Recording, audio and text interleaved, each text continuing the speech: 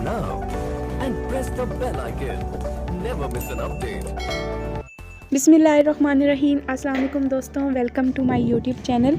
उम्मीद करूँ कि आप सब खैरियत से होंगे, अल्लाह पाक आपको सेहत दे। और आज की हमारी रेसिपी है होममेड टमाटो केचप, जो बाज़ार जैसी हम बनाएंगे बिल्कुल उसी तरीके से इसका टेस्ट होगा और ये बहुत मज़े की बनेगी।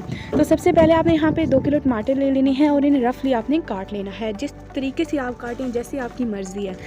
तो रमज़ान करीम बहुत करीब है और टमाटर बहुत सस्ते हुए हैं।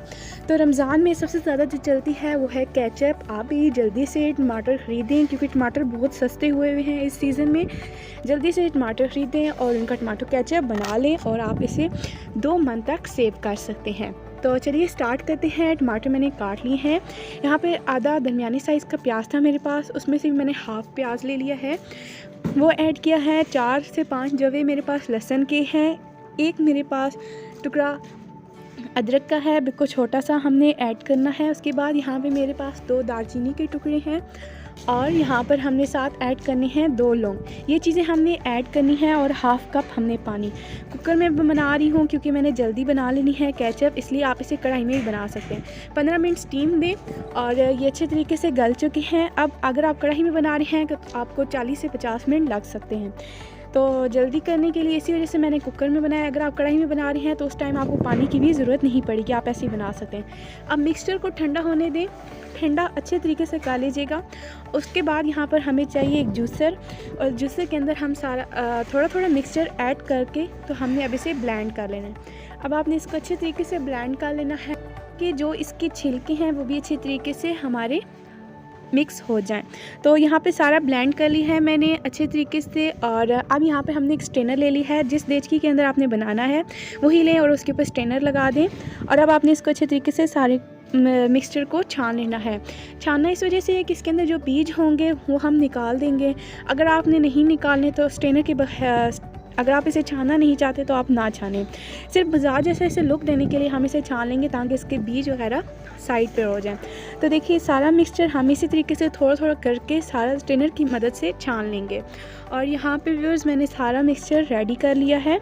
तो अब हमने सिंपल इसको जो चीज़ें इस्तेमाल होनी है बिल्कुल थोड़ी सी हैं। अब आप इसे चूल्हे पे चढ़ा दें और दरमियानी आंच रखें और इसके अंदर अब थोड़ी सी चीज़ें जाएंगी। उसमें सबसे पहले यहाँ पर मेरे पास नमक है, हाफ़ टेबल स्पून आपने नमक ऐड करना है। उसके बाद यहाँ पे मेरे पास कश्मीरी लाल मिर्च है जो कलर के लिए इस्तेमाल होती है। और अगर आप थोड़ा तीखा बनाना चाहते हैं तो लाल मिर्च जो तेज़ होती है आप वो ऐड कर सकते हैं। उसके बाद यहाँ पर हाफ़ टेबल स्पून मैंने ब्लैक पेपर ऐड की है और यहाँ पर हाफ़ कप मेरे पास शुगर है। ये चीज़ें आपने ऐड करनी है, इसके अलावा कोई और चीज़ आपको ऐड करने की ज़रूरत नहीं है। इसी से बहुत प्यारा टेस्ट बनेगा। और सेव करने के लिए यहाँ पर हमें चाहिए सिरका। विनेगर मैंने ऐड किया है हाफ़ कप, तकरीबन 7 टेबल स्पून तक है यहाँ पर मेरे पास। तो अब आपने इसको अच्छे तरीके से 20 से 25 मिनट के लिए पका लेना है। और अब व्यूअर्स इसको हमने 20 मिनट पकने देना है। और जब ये पकेगा तो ये बहुत ज़्यादा मिक्सचर उड़ेगा, तो आपने ये बहुत ज़्यादा ध्यान रखना है जब इसको पकाना है। तो जब आप इससे बेहतर आप इसे हैंड ग्लव्स जो होते हैं वो यूज़ कर लें ताकि आपके हाथों के ऊपर ये गर्म मिक्सचर पड़े नहीं। तो इसलिए मैंने यहाँ पे ग्लव्स यूज़ किए हैं, आप भी करिएगा क्योंकि एहतियात से ये काम करने वाला है बहुत। तो अब मैंने इसे 15 मिनट पकाया है। अक्सर लोग ये कहते हैं कि इसके अंदर पानी रहता है तो उतार लेते हैं कि हमारी केचप रेडी होगी, तो ये गलत तरीका है। यहाँ पर मैं आपको दिखा दूँ, जब पानी निकले आपने इसे नहीं निकालना। मज़ीद 15 मिनट मैंने इसे पकाया है और उसके बाद मैं आपको इसकी कंडीशन चेक करवाती हूँ।